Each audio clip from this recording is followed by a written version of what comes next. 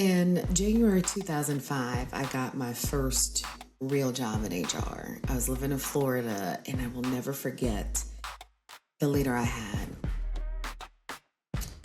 No matter what I did, she wasn't happy. No matter what I worked on, she wasn't satisfied. She always made me feel like I was doing something wrong. And I felt like she suspected me, like I was just this bad egg or something. And I remember giving her some work, and she looked at it over the phone. She was in DC area, and I was in Florida. And she said to me, "You know what, Natalie? Your problem is you don't know what you don't know, and that's why your work is bad." I didn't know what to do with that. I didn't know at the time, or maybe I did. Perhaps I did know that I was working for a bully. And it wasn't until I started researching for this episode that I realized that 52 million people in the workplace know what that feels like. So let's get into it. So your boss sucks, now what? You ain't broken, trust your gut. So your boss sucks, now what? Time to rise up, make the cut. Your boss sucks, now what? Now boss sucks, now what? Your boss sucks, now what? Now boss sucks, now what? Welcome back to this episode of So Your Boss Sucks, Now What? My name's Natalie Parker, your host, and this episode's probably going to be triggering for some of you, especially if you've been bullied at work before. I did not realize it until we started looking in and researching for this specific episode that this was such a big deal. I knew bad managers exist.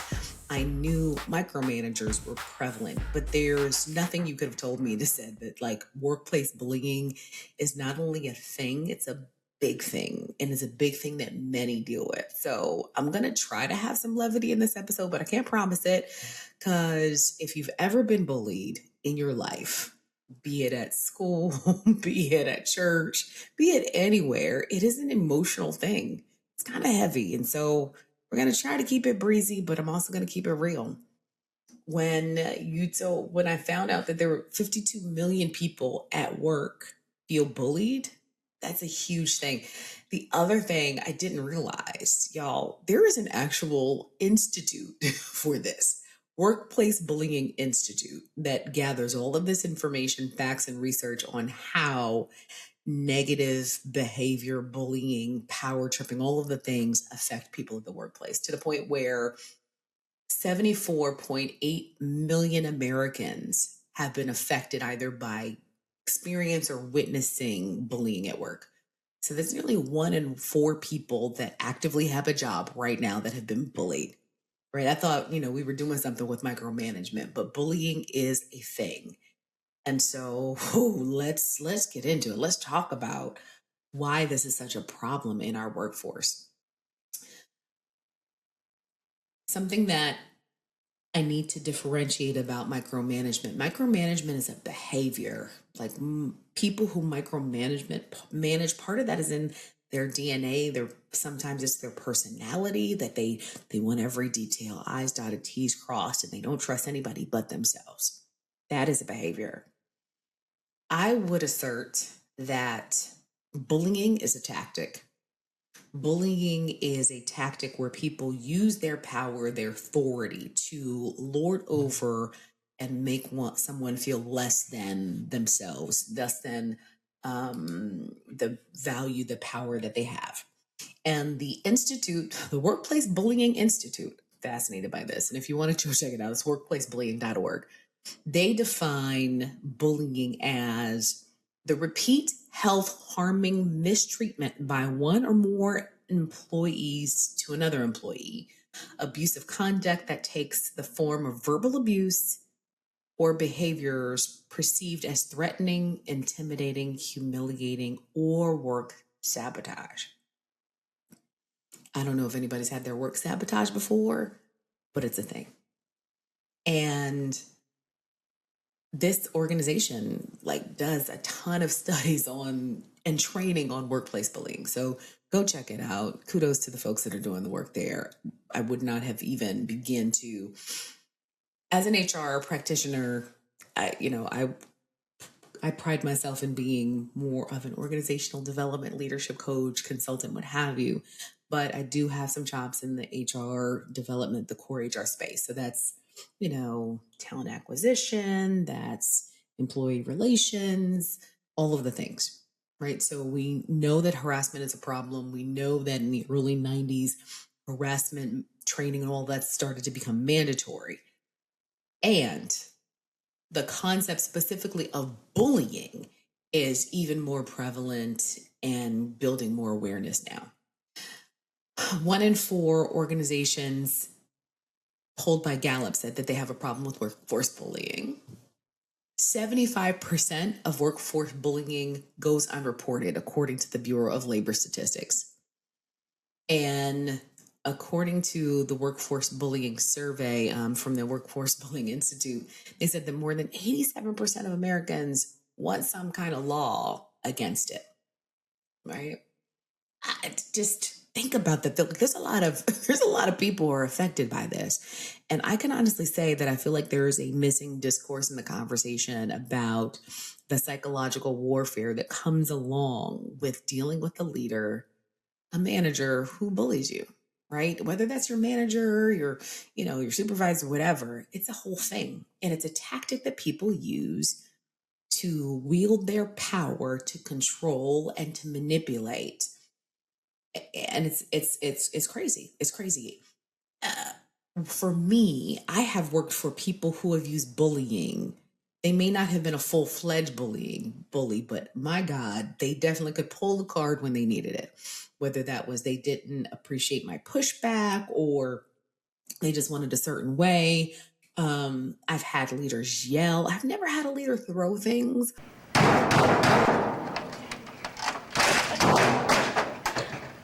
Although I will say that I have heard stories in many of my organizations where that has been a bit of a norm, but yelling, absolutely. Another statistic I read, which I thought was crazy, was 71% of bullies reported are men. So men hold the seat of bullies. But I will tell you that I never had a man bully me. I've had men be passive aggressive, which is also a form of bullying, but I never got scared of them. Uh, I have the bullies that I've encountered were typically women who use both aggression and anger and disapproval, almost in a narcissistic way of like, I disapprove of what you're doing or I disapprove of you. Like that was a norm in at least the bullies that I encountered. So it's interesting. So let's we've defined bullying. Let's talk about some of the behaviors. Like if you have a bully, how do you know it's a bully? A couple of signs. One is they have no problem humiliating you, right? Have no problem with calling you a name, embarrassing you in front of others. No problem with it whatsoever. I've had leaders that I've had to coach where they've called someone stupid in public. Like, that's just the dumbest thing I've ever heard, Floyd. Like, whoa, who are you talking to, sir? Right? Have no problem with it.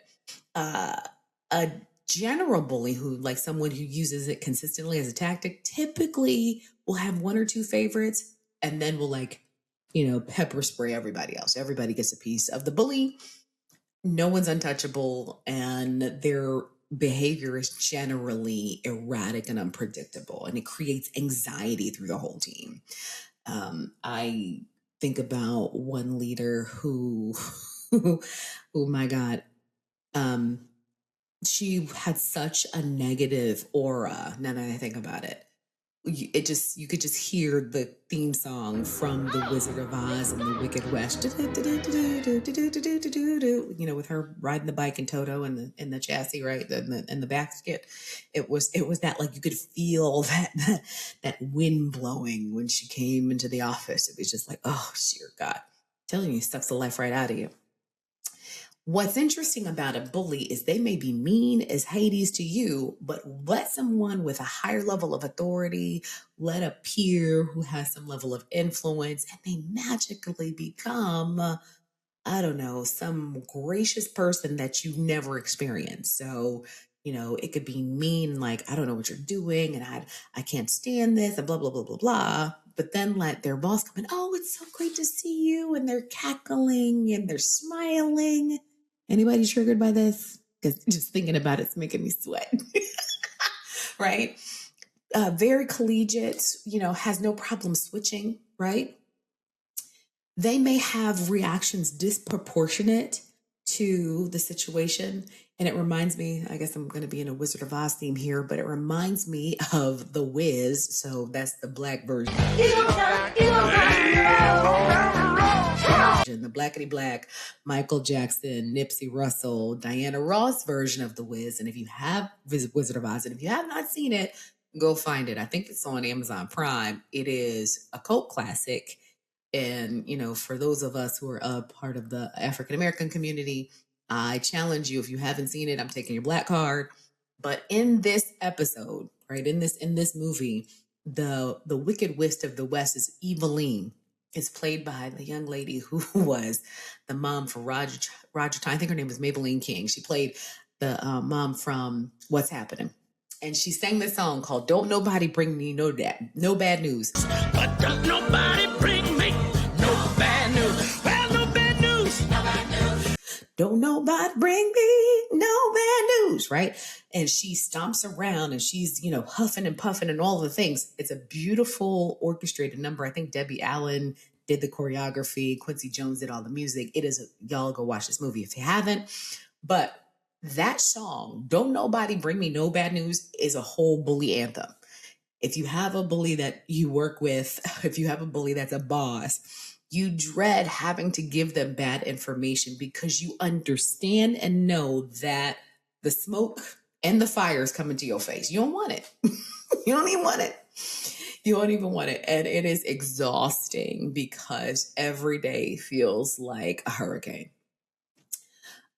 Another characteristic of a bully is someone who gaslights you. So they say something sideways, you say something back, and it's magically, oh, you're too sensitive. You didn't. That's not what I said. That's not what I meant.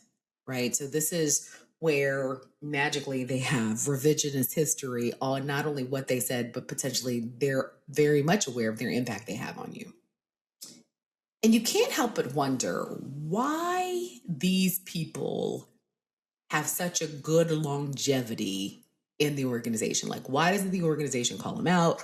Why does HR protect them? All of the things. I'm going to tell you a couple of reasons.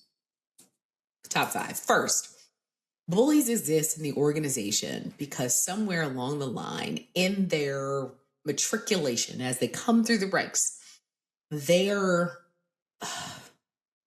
hard-nosed approach has somehow been successful. And people accept it because they're able to put points on the board. True story. I've seen leaders who are just terrible to other human beings, but because they're able to make their numbers and create a return on investment, an ROI for the company's willing to suffer fools gladly because that person makes the numbers. Number 2, because the person makes their numbers, right? The second reason is they generally have some level of sponsorship, someone who, if they are able to deflect the noise from the bottom and keep the positive above the cream, above the fold, you then have people who admire this person for what they're able to accomplish, not realizing that they're creating collateral damage and bodies in the wake because they're able to create these numbers. And so they then typically are good about being connected to people, being well supported, having either mentors or allies who look after them, right? That's number 2. Number 3, the people who are victims of said bully don't have those same allies, don't have those same mentors. Number 4, and this is what I've told y'all since season 1, people have terrible documentation. So when you don't document what happens consistently, right? If you don't document it, then what are we in HR supposed to do? We know that Susie is trash in terms of the way she treats people. We know that Bobby is trash by the way he treats people. But if we can't consistently show how that affects the organization, it becomes an interpersonal conversation and less about behavior in terms of impacting the workforce. I'm not saying it's right. I'm just telling you how things work under the hood. And then the last final reason I think that bullies are protected in the organization, because there's just not enough noise. If more people came together and said, this is unacceptable, if leaders above them said, this is unacceptable, right? These are our values and we will not treat people this way, you would have none of this noise. You would have none. But I've found that more often than not, most people who manage other managers, they manage to the outcomes, not to the behavior. And that differentiation is very consistent across much of organizations worldwide. We are taught to manage to the outcome, not to the behavior that will perpetuate healthy relationships in people. And so you see this kind of perpetual loop, right? And the other reason why people kind of don't bother is because they need their jobs. Like, listen, I hate the foolishness, I will deal with it, but I need this job because I got to pay my mortgage. Y'all lucky I need this job. Y'all lucky. What makes this even more discouraging is that there's no law, right? There's law against sexual harassment, like that's pretty clear. Although most bullying, from a sexual perspective, from sexual harassment, is actually very common. There's no workplace law against the kind of mistreatment that comes with workplace bullying. New York has a bill, I believe, as so does Massachusetts and Virginia. But actually, New York has a healthy workplace bill that's currently active. And Massachusetts and Virginia are working on one, but no state has a full law yet. And so your boss could do all of these things that I've described. They could be passive aggressive, they could be aggressive, they could call you stupid, they could do a bunch of other things. But legally speaking, there's no recourse of consequences legally that protect you from workplace bullying, which I think is a whole bigger conversation. I am not a lawyer. I don't play one on TV, but that's a problem here in the States. And so we have this problem, guys, this problem. And I would say that I think it's going to get worse before it gets better. I think AI is going to continue to exacerbate, to make worse bad leadership behavior or bad managerial behavior. Because at the end of the day, this isn't even a management principle. This is like, be a decent human being, right?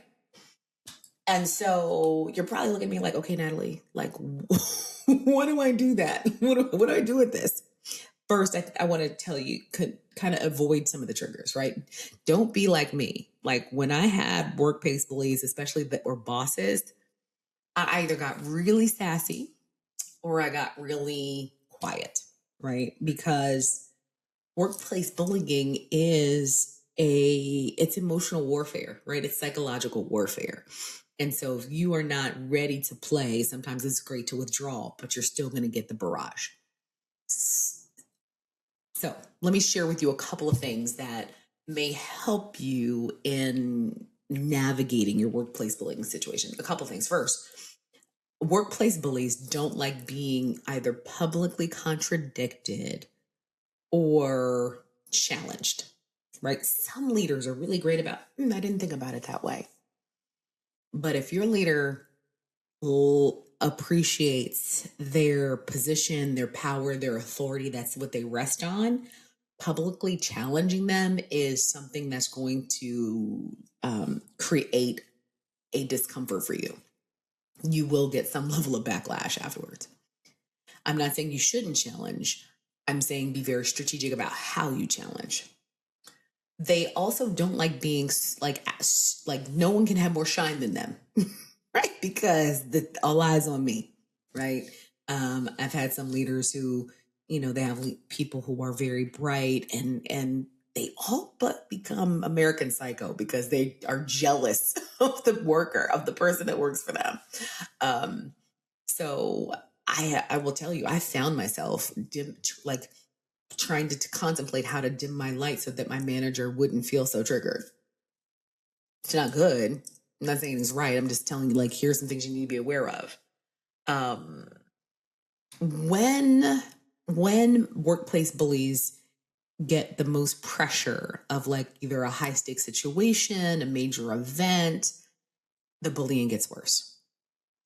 So I tell the story in my TED talk that we were preparing for an event, a major event. My boss was persona non grata for a long time. Like we knew that this was coming. It was a quarterly review. It was supposed to happen.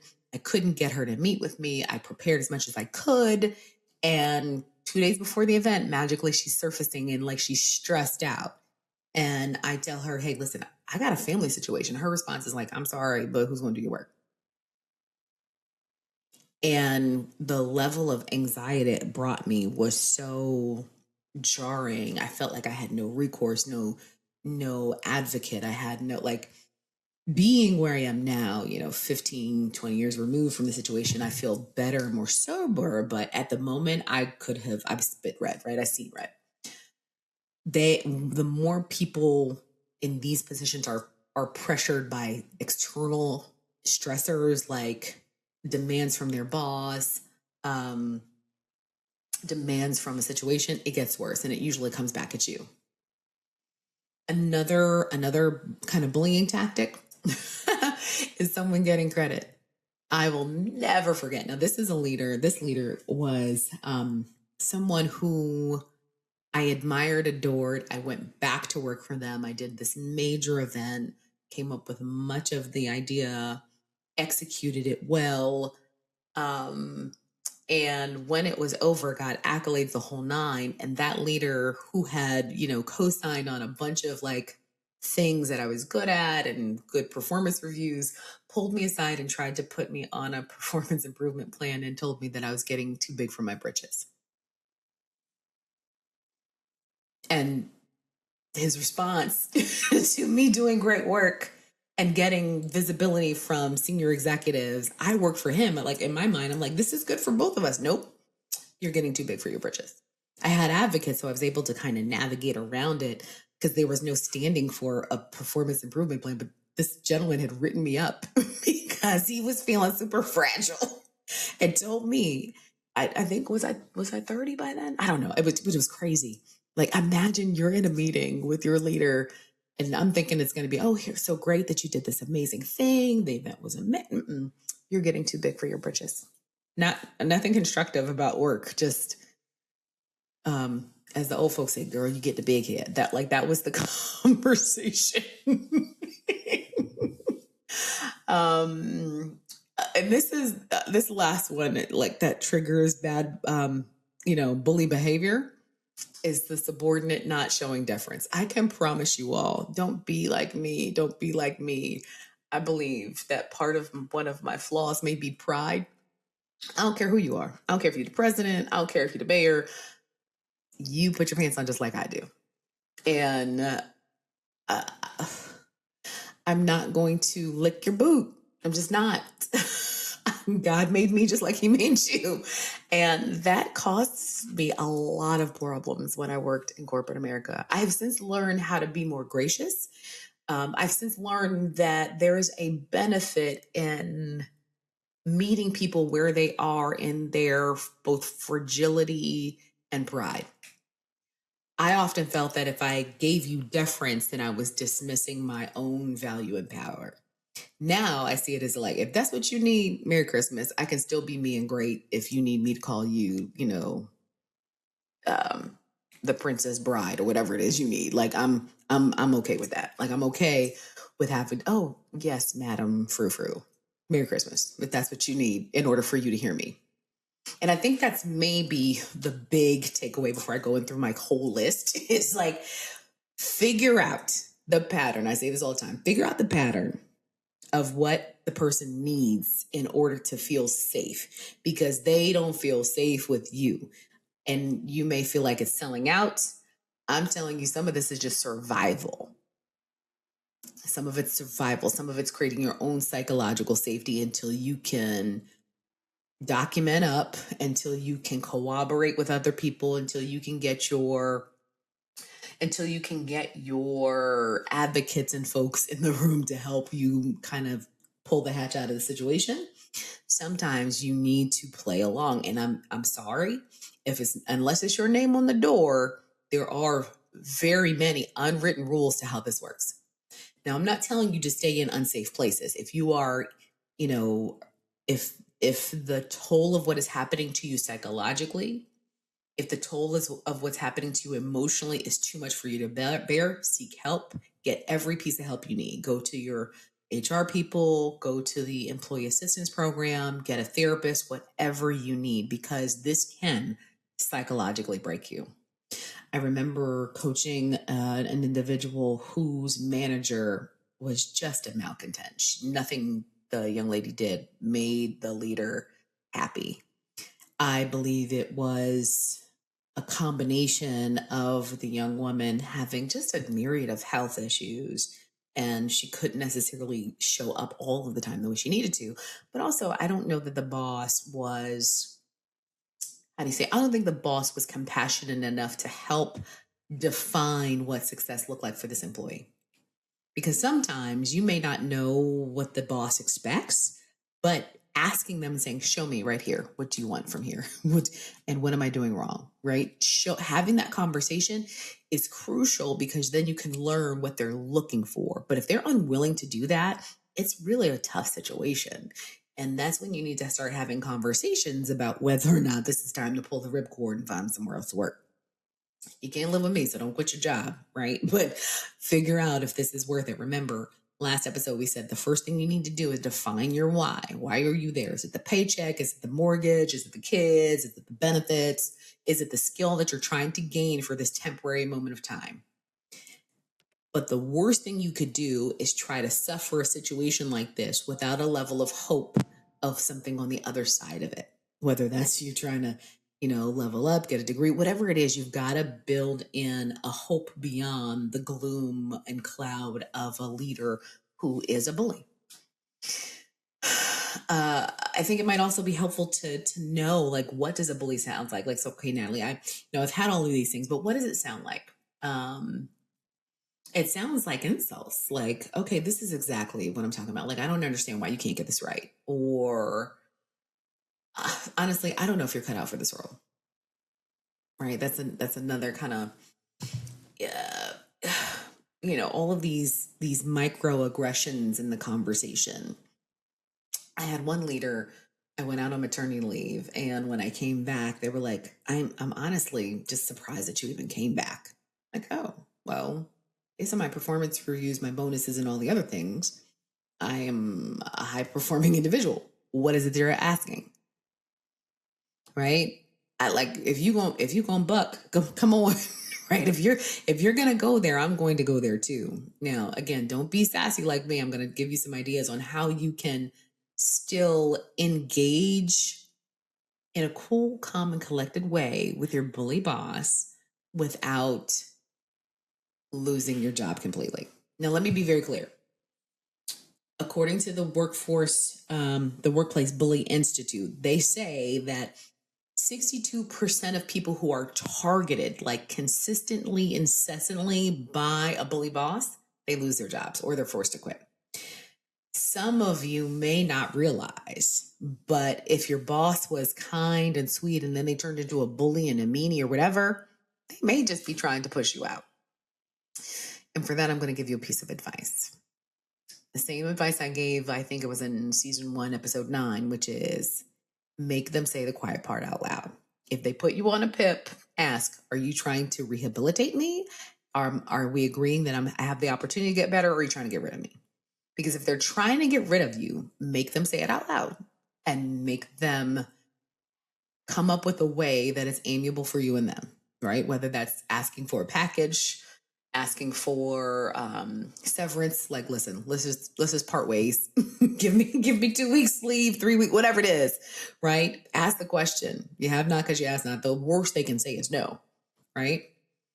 But having an idea of what their intention is and asking, like, you're behaving like this. It seems like you're not interested in me being successful. Can you help me understand? And if that's the case, what can we do?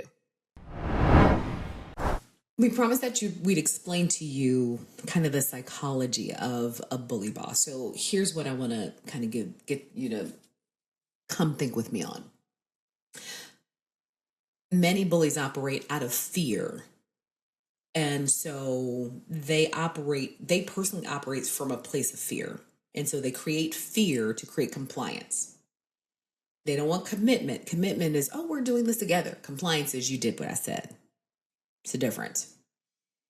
They also tend to be aggressive at the idea of being exposed. So for those of you who are aware of imposter syndrome, it is the negative self-talk that drives you to believe that you are less than, not qualified, what have you. All of us have a propensity for that in some way, shape, or form to some extent. Some of us have it louder than others. For the bully manager, their aggression is real, and it's typically from a place of feeling exposed.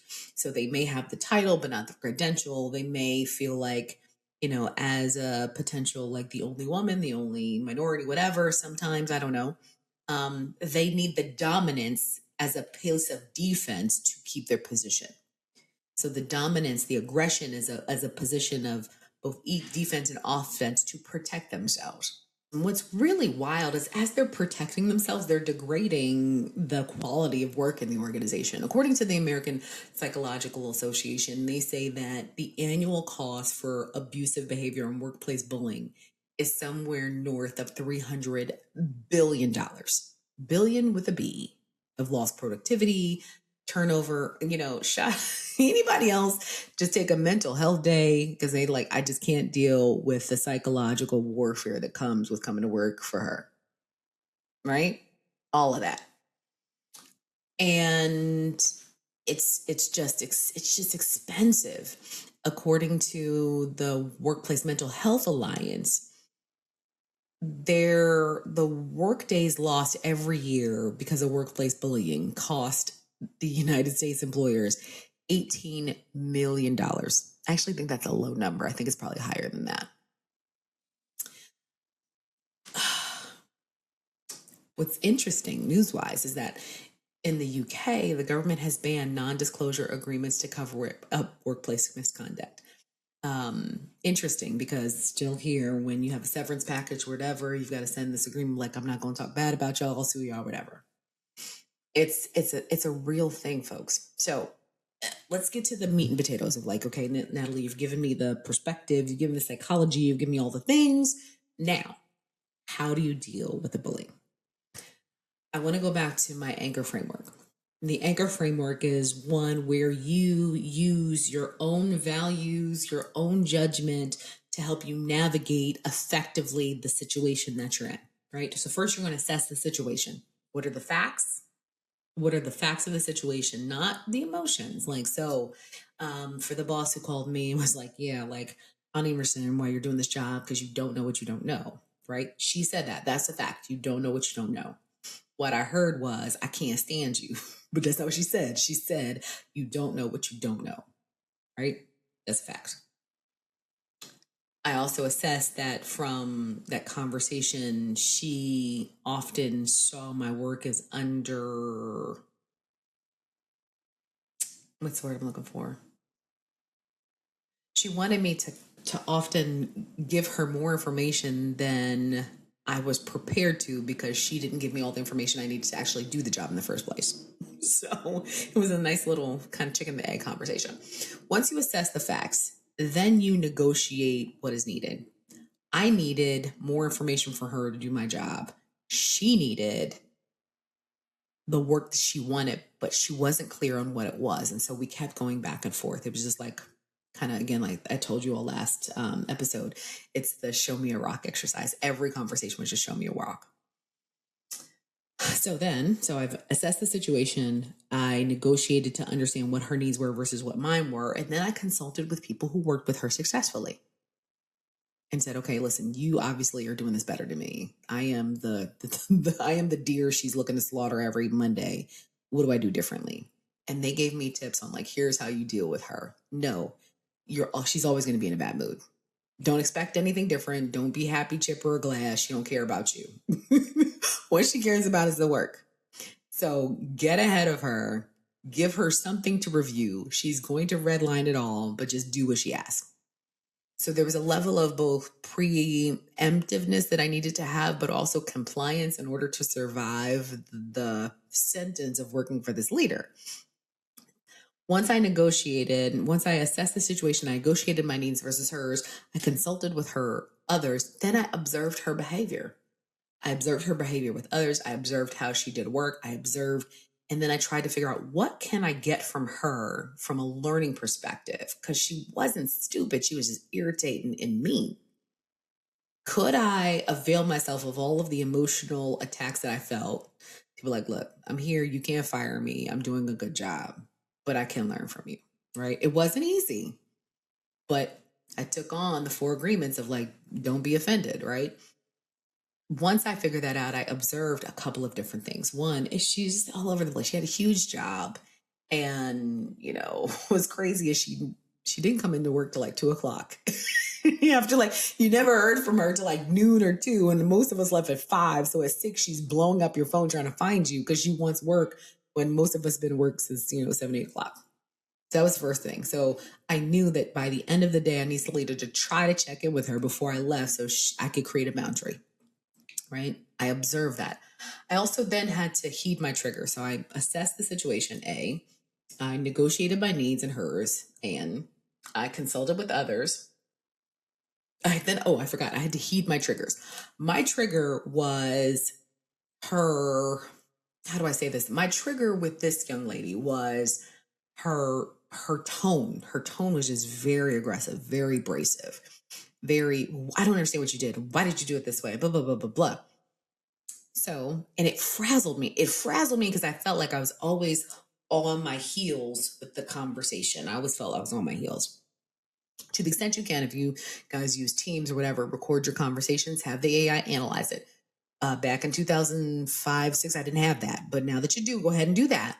Go ahead and analyze your conversation and figure out the patterns of the kinds of questions. Have the AI, have Chat, have Claude, have whoever you want, analyze this leader, what's important to them. Because if you can find out that, you can start to navigate and prepare ahead of time. It will change your life, I promise you. But I was triggered by how many questions she asked that I felt like I was unprepared for, because she would ask beyond the assignment she gave me. And also, she expected me to know things that only she would know. So I then began to anticipate her questions in ways that helped me mitigate the stress of it. It didn't take it all the way down. And it didn't make me feel any better. She was literally never nice to me up until I left, right? But I was able to manage it better. So once I heeded my triggers, I observed her pattern, and then I resolved like, hey, this is the quarantine I'm going to give myself. This is the process I'm going to give myself. And when it's done, it's done.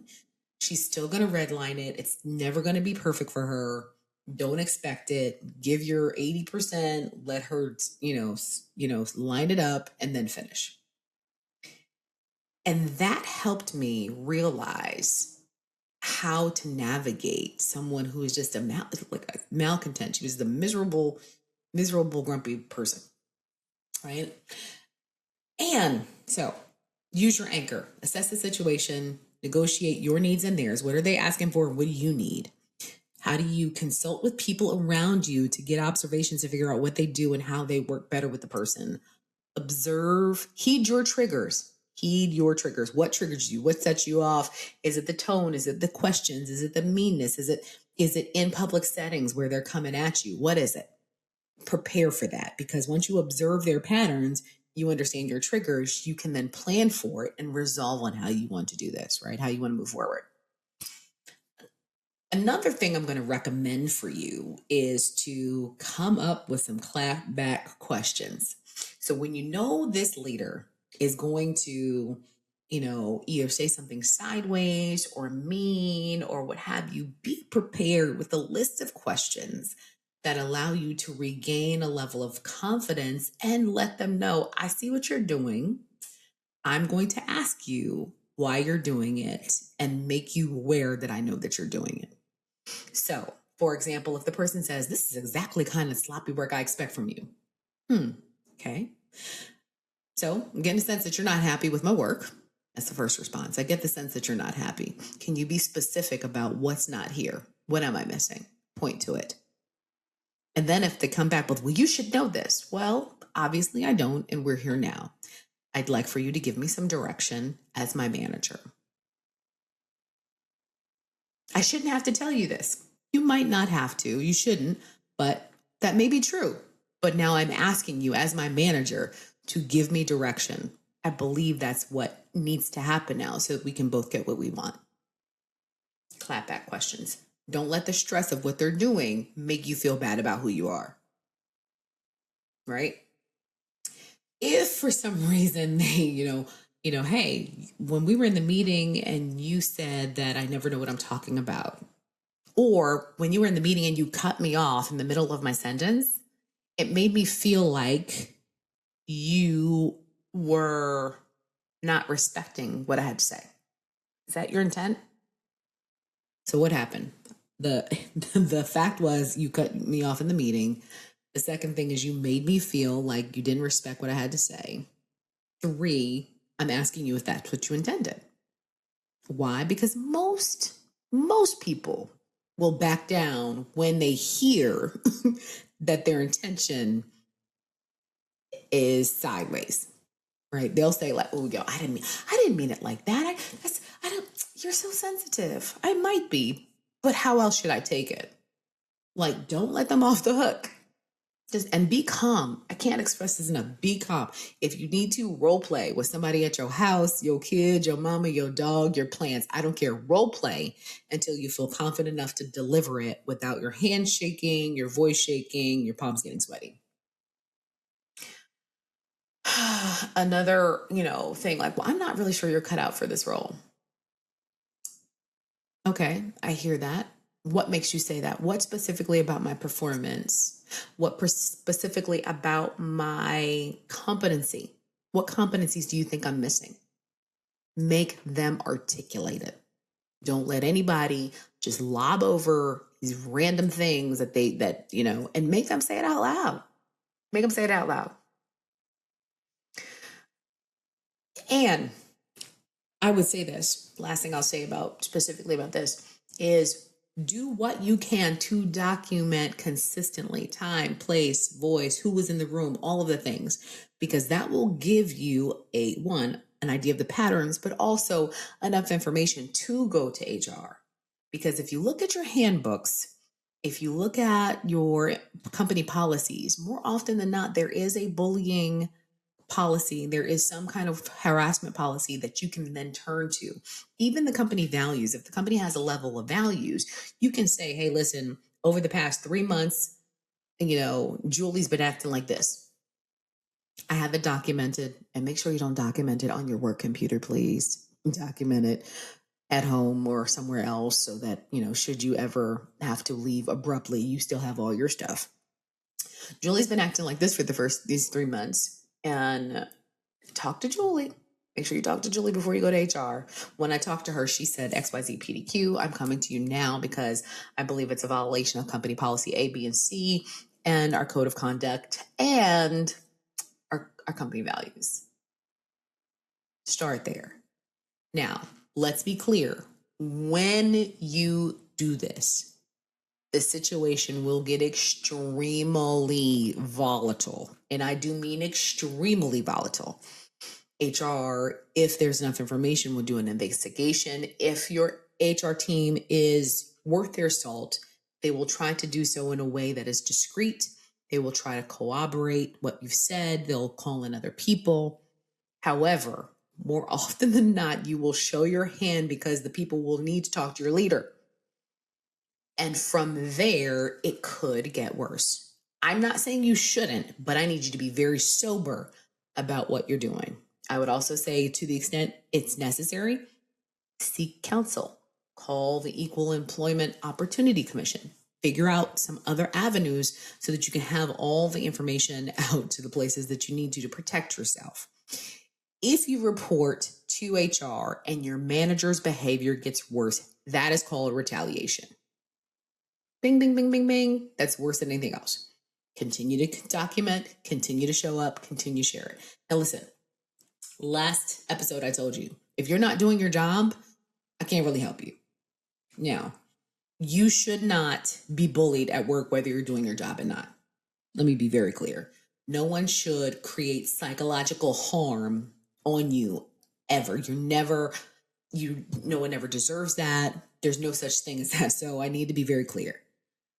But when you're doing your job, you make it easier to defend. So make sure you're on time.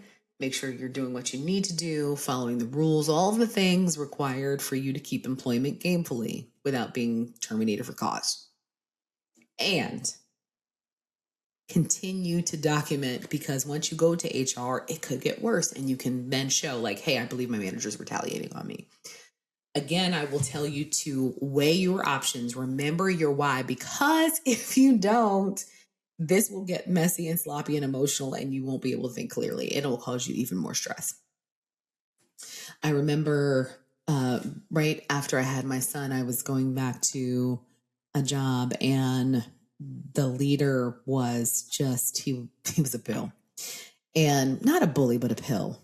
And I was, we had an engagement that was less than stellar. I was fully ready to go to, get legal effort. And my husband's like, look, no, you're pregnant. Don't worry about it. this is not worth it.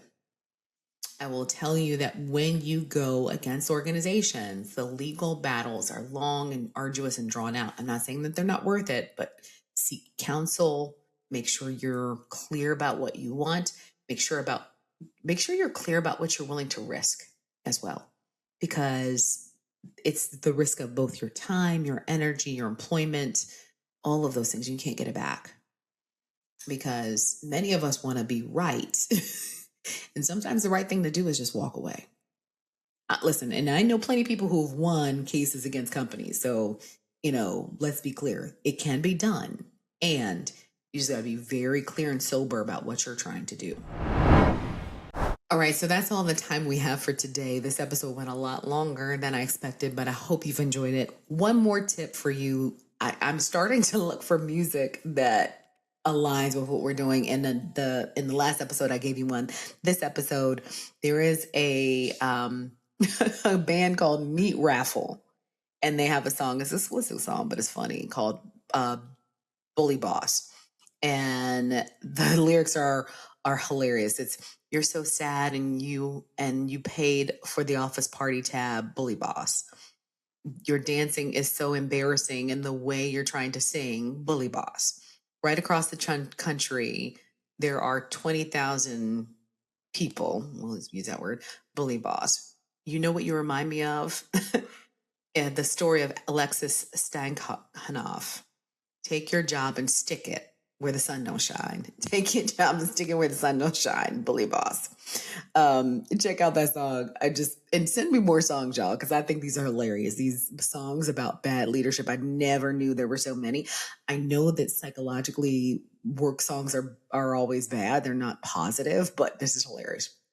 That said, listen, if you're dealing with something, if you're dealing with a bad boss, do what you can to protect your psychological safety. Reach out to all of the helplines and your EAP and phone a friend, whatever you need to do to protect yourself. But if this has helped you, let us know. Reach out to us at info@thenatalieparker.com. info@thenatalieparker.com. We want to hear from you. Go to the website, yourbosssucks.com, because we want to hear. We want you to download the companion guide to the bad boss bully archetype. So you'll get that. You'll get the worksheets.